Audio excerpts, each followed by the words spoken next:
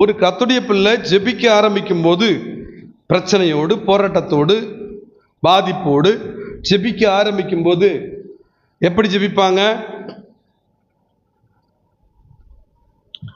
அண்ணாலை போல பாடுங்க, பாடுங்க, தெரியாத? அண்ணாலை போல சபையில ஜெபிக்கணும், கண்ணீரை வடிக்கணும், பதில பெறணும். அல்லேலூயா. அண்ணால போல ஜெபிக்கணுங்க. அண்ணால் தன் இருதயத்தை ஊற்றிவிட்டால், தன்னுடைய இதயத்தில் உள்ள எல்லாத்தையும் கர்த்தருடைய சமூகத்தில் ஊற்றி கொட்டி தீர்த்தாச்சு. துக்கங்கள், துயரங்கள், வேதனைகள், பாரங்கள் எல்லாம் இருதயத்தில் இறுக்கி பிடிச்சுக்கிட்டு இருக்கும். நிறைய பேர்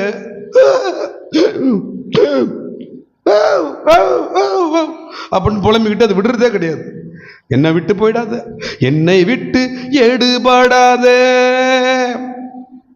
என் கஷ்டம், என் கண்ணீர், என் துக்கம், என் துயரம் என்னை விட்டு போயிடாத, என் சொத்தே நீ தான், நீ இல்லாம நான் எப்படி இருக்கிறது? அதை விட்டுறதே கூடாது.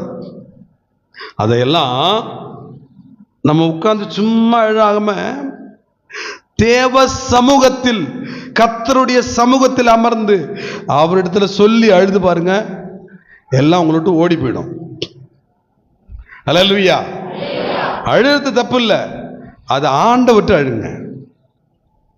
எந்த மனிதரிடத்துல நினைச்ச கூடாது.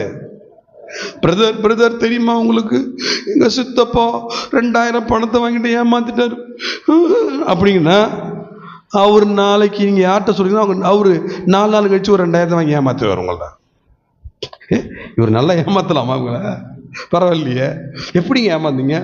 உடனே தரேன் தான் சொன்னாரு, வாங்கிட்டு ஒரு மணி நேரம் கழிச்சு தரேன்னு சொன்னாரு, சித்தப்பா தானேன்னு கொடுத்தேன், அதுக்கப்புறம் தரண்டான்னு சொல்றாரு, சீக்கிரம் சொல்ல கொடுக்க மாட்டாரு.